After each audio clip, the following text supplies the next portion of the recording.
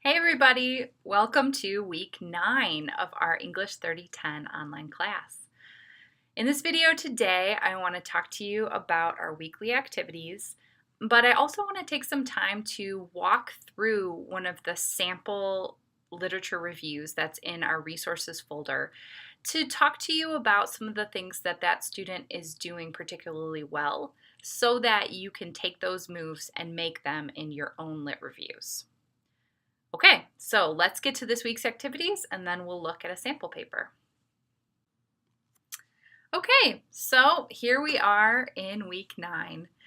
The main things that we're working on this week is drafting and peer review. So when we look at our week 9 activities, the first thing is watch the week 9 video, which you're already doing. Good job. Secondly, you'll want to read through some of the sample texts. I believe I put 2 in there in the resources folder, so you can check that out. A rough draft of your literature review. Now, some people have had a little bit of anxiety about this. I've got a few emails about it. Rayanne's gotten a bunch of action on the GroupMe chat, and we both just want everyone to breathe, because when you're drafting your literature review, one of the things that I hope you'll notice is that you'll be able to take information that you've already written in your annotated bibliography and you'll be able to use it in your first draft of your lit review. So this comes in especially handy if you worked really hard and did a super thorough job on those annotated bibliographies. You have lots of summary paragraphs and some application section analysis that's ready to go into your lit review. And again, when we look at the sample paper, you can see a little bit more what that's going to look like when it's all polished and transition-y and finished. But for your first draft, you just want to get something down. Get those sources down, summarized, and sort of in conversation with each other so that you can get some feedback from your peers. That's the next thing, is that once you upload to the discussion forum, you want to give some good feedback and you'll receive some good feedback from your classmates on these literature reviews. Some of the main things that you're going to be looking for when you're giving feedback is that you want to look for the main claim that the writer is making. So what's their question and how did they answer their question through their sources? The second thing you want to look for is, are the sources summarized? And the third thing you want to look for is, are the sources put into conversation with each other? And once again, when we look at the sample paper, I'll show you a little bit what that entails. The final things to do at the end of this week before you go on spring break are to submit your final draft of your lit review by Sunday midnight. And I'll show you where to submit that in just a second. But then you also want to just really quickly take a minute to write Reflection Journal 6. And that'll take care of our work for this week. So if we look at the calendar, aim to have the video watched and everything kind of read and your first draft thrown together by tomorrow. Now, if you need a little bit of extra time on that rough draft, feel free to take through Thursday.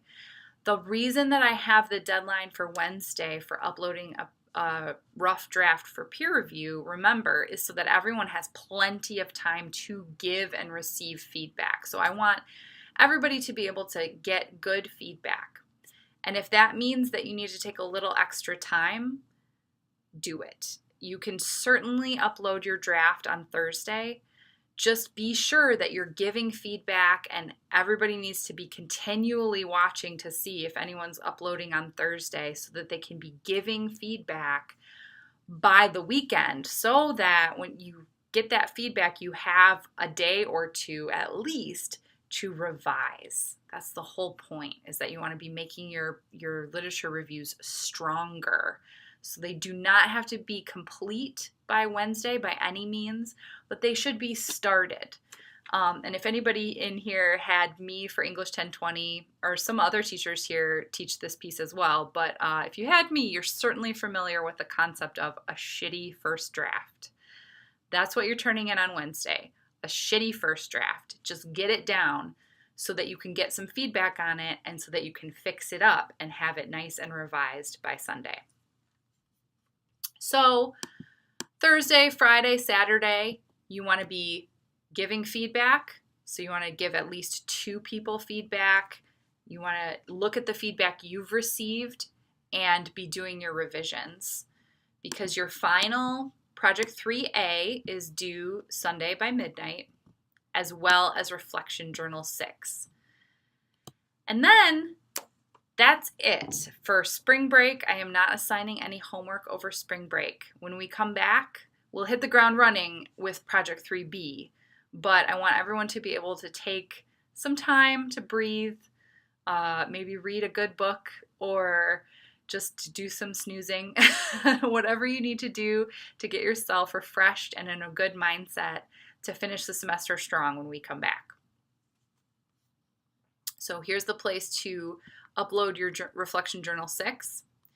And if we scoot back out to the Project 3A folder, I'm going to show you where to turn in your final draft, because it's underneath where it usually is, but it's kind of sandwiched in between a couple of things.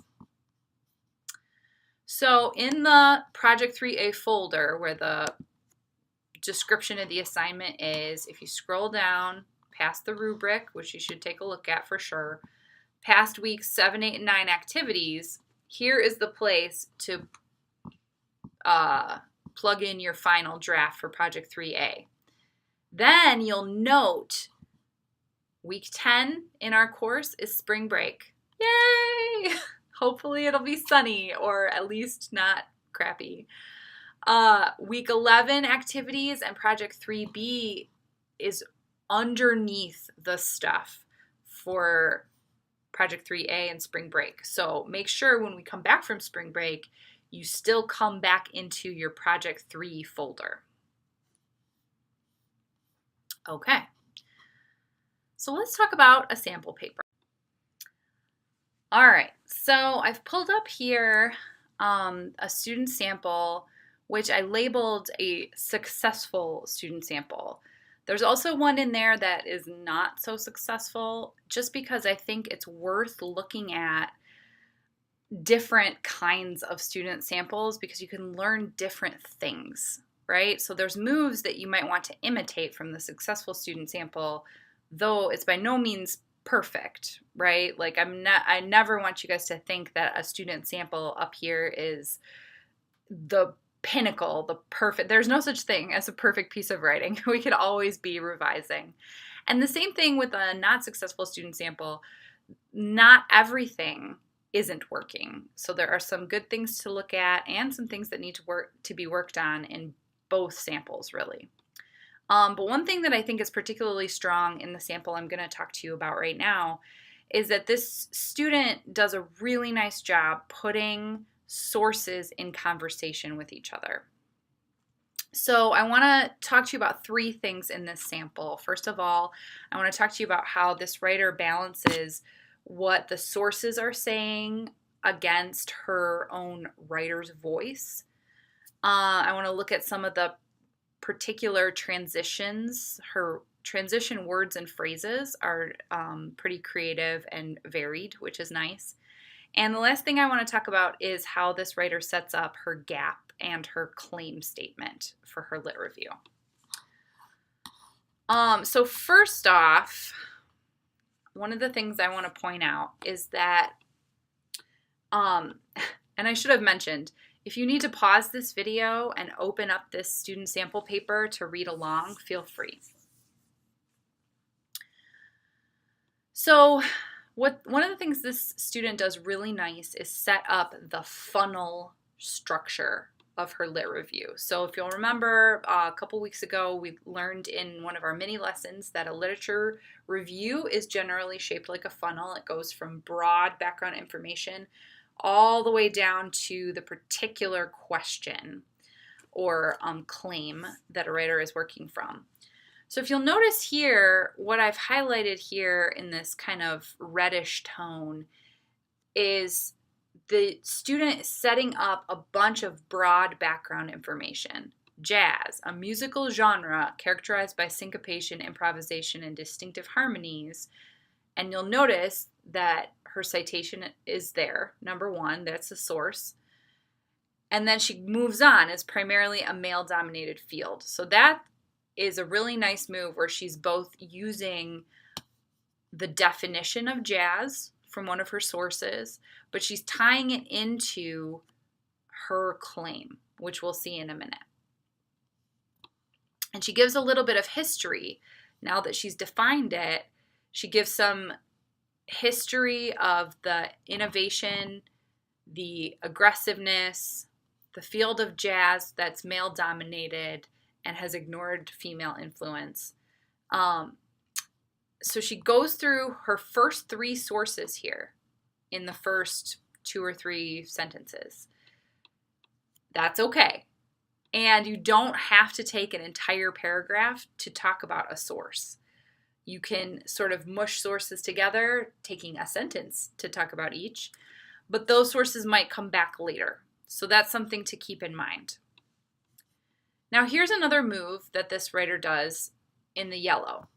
Although women are present, the proportion to that of men is highly unequal, with the majority consisting of men. This is a moment where this writer is inserting her own voice. You'll notice there's no citation here. This sentence is the writer's idea, and it connects to her main claim, which we'll see later. But I think it's really interesting to note, and something that I want to encourage everyone in, that when you're establishing this conversation and seeing what sources are saying what and how they're interacting with each other, don't forget that you are a part of the conversation too. So you're the one who's going to be directing the reader through this. Your voice needs to be in the lit review. And this sentence here is a good example of this student inserting her own voice. Now, immediately following that, she talks in an entire paragraph about the motivation for wanting to write about this particular research subject.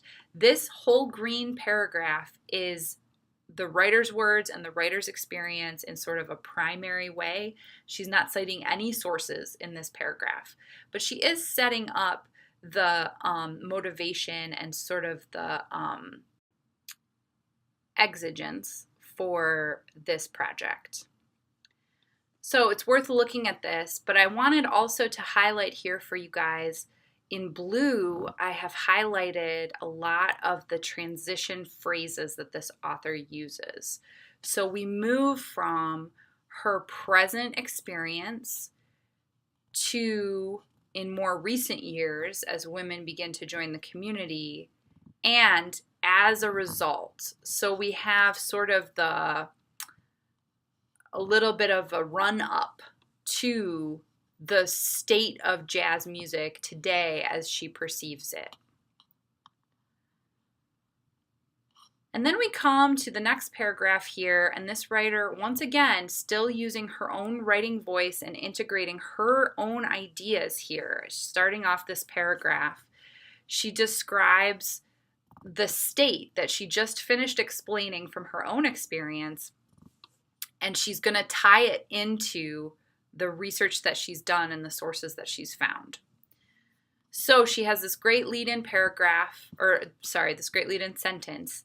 The disregard for female jazz musicians has created a general negative viewpoint that presently persists and creates barriers around which they must navigate in order to be recognized as equal to their male counterparts. And then another nifty little transition phrase here. Previous research regarding the controversy. So she's tying it back in. She's going to jump back into her sources here. And you can see how she has her footnotes set up down here. So once she sort of sets us back on the track to look at her secondary research once again, she's going to highlight here in yellow what the research is not saying. So whenever we talk in research writing about identify the gap or say what the gap in the research is, what we mean is identify what nobody's talking about. What is it you haven't read that you wanted to read?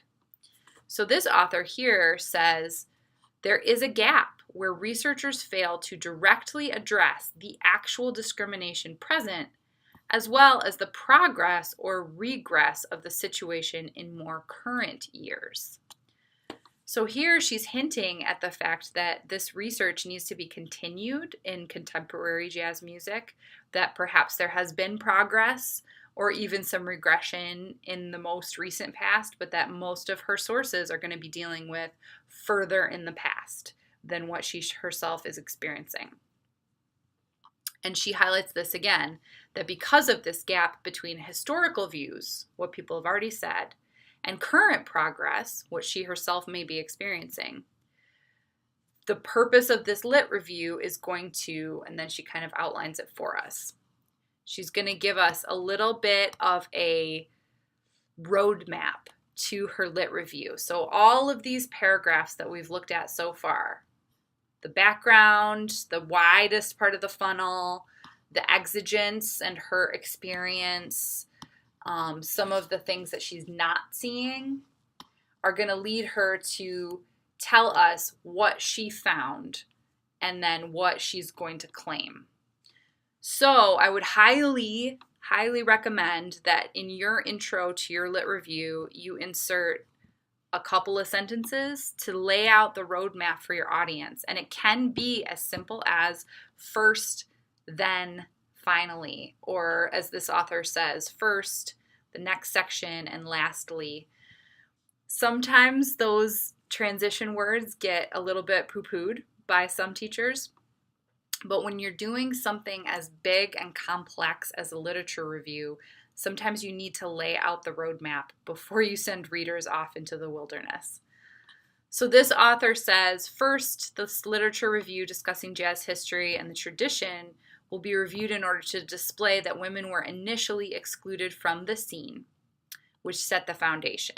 The next section reviews how scholars have associated sociocultural stereotypes in the jazz community through observing the transcendence of negative perceptions concerning women. So she'll talk about how it was bad, how it got kind of good because some people transcended the struggles. And then lastly, she'll look at the connections between the negative viewpoint of female jazz musicians and the significant lack of women in the field. So I'm just going to take you through the next two paragraphs that start off what she has outlined for us as the first section, so that you can see what happens when we start methodically going through sources. Here in this kind of greeny blue, I have highlighted once again the author's own words. So this is not anything particularly rooted in a source, but it's leading into her summary of a source. So we're going to look at the treatment of her first sort of summary here. So she has this opening sentence, which opens us up to the beginning of female discrimination within the genre. And then she's going to introduce some definitions. While defining factors that inhibited women from playing jazz, Linda Dahl. Okay, so she has this intro sentence or this intro clause here. So this is an introductory clause where she is going to tell us or telling us that the first author she's bringing up is defining factors for us. Then she introduces that first author, Linda Dahl, and then tells us what she says. Right? So if you'll remember from English 1020, or at least if you were in my class, this is a nice quote sandwich here. We've got the lead in, we've got the intro and the signal phrase or signal verb here, and then we have what Linda Dahl says. And then we have our citation. And then we have a little bit of follow-up that Dahl also observes some things. We have another citation, so it's kind of a 2-for-1 here. And then in this little greeny blue sentence, researchers of jazz history tend to agree upon the masculinity of jazz being established through traditional performance settings and the approach to this music. Once again, we're back to the author's voice. So this is her lead out sentence, the bottom piece of her bread in her quote sandwich. And this is going to transition us nicely into her next source. So she tells us what Linda Dahl says. Then she's going to mention that most researchers agree with Linda Dahl. So this is how she's putting them in conversation. Now she's going to bring in Ingrid Mahnsen, who describes the jazz community as a fraternity as a result of the relationship between masculinity and musicianship. We got another citation right here. Then she's going to say, well, what does Dahl say? Dahl supports this idea by also realizing the suggestive sense of fraternity among male members. So in this first paragraph here, she has summarized one major source and one minor source, and she's put them in conversation, meaning she said what Linda Dahl said, then she introduces Ingrid Mahnsen's idea that she uses the term fraternity, and then she has Dahl respond back to Mahnsen by saying, yes, Dahl agrees with her and has also used the term fraternity. And then she gives us kind of a nice lead out phrase here. This fraternity is built upon commonalities that exist among men and their shared experiences and struggles with the outside world. So all that is happening in that first big paragraph in this first major section. We've got some intro, we've got a quote sandwich that's kind of a double-decker quote sandwich, some more of the writer's own words to transition into a secondary, like a minor source, and then what that first source is going to say in response to the minor source. And then I just wanted to show you one more paragraph here, guys. So first, we had this whole establishment. Okay, so scholars say that jazz is masculine and it's a big frat. But then we have a transition here. We've got this little blue transition word here. Despite an overall male dominance, which she has established in her introduction and her first paragraph, she's going to sort of switch the script, flip the script here, and say many women have attempted to join the bandstand. And now she's going to bring in a couple other sources. So she says, even though some women were successful, they were met with much opposition. So some band leaders were completely against this idea. She cites jazz drummer Buddy Rich. And there's our citation. So we're pulling in yet another source here. Others, however, were slightly more generous at providing career opportunities to women. Once again, all of this tealy, greeny, blue stuff is the writer's own words. So all of the sources that you insert into your piece need to be in service of your overall point. She finishes out this paragraph by talking about another incident that she has pulled in from another set of sources. So the sentence, Leslie Gorse relates the Melba Liston's experience of playing for band leaders such as Dizzy Gillespie, Count Basie, and Duke Ellington during the 1950s. The men in the band would refer to her as a bitch, a highly degrading term directed towards women during that time, until they heard her play, after which they commented, "Mama is all right." Once again, that citation. So, what can we take away from this? Well, I hope from looking at this sample paper and talking through it with me, you guys can see how both easy and tricky it is to put sources in conversation with each other. It's easy because when you know what a source is saying and claiming, You can summarize it very quickly and you can integrate it into the paper to support your main claim. It can be tricky, but it's not the kind of tricky that would keep you from doing it. What I mean by tricky is like a tricky puzzle. There are all kinds of neat ways to transition between ideas and to set up quote and paraphrase sandwiches for yourself so that you can have these sources both kind of talking to each other and talking to you. Remember, this lit review is all in service of your research question and the topic that you want to pursue. So make sure that you stay in control and lead your reader where you want them to go through this paper. Have a lot of fun doing peer review this week. Once again, shoot Rayanne a GroupMe message or an email. Feel free to shoot me an email. We can set up a Skype conference this week if you like, or I'll be in my office after 2 p.m. and until 4 p.m. on Thursday. So we'd love to hear from you guys. Otherwise, happy drafting, happy peer reviewing, and happy revising.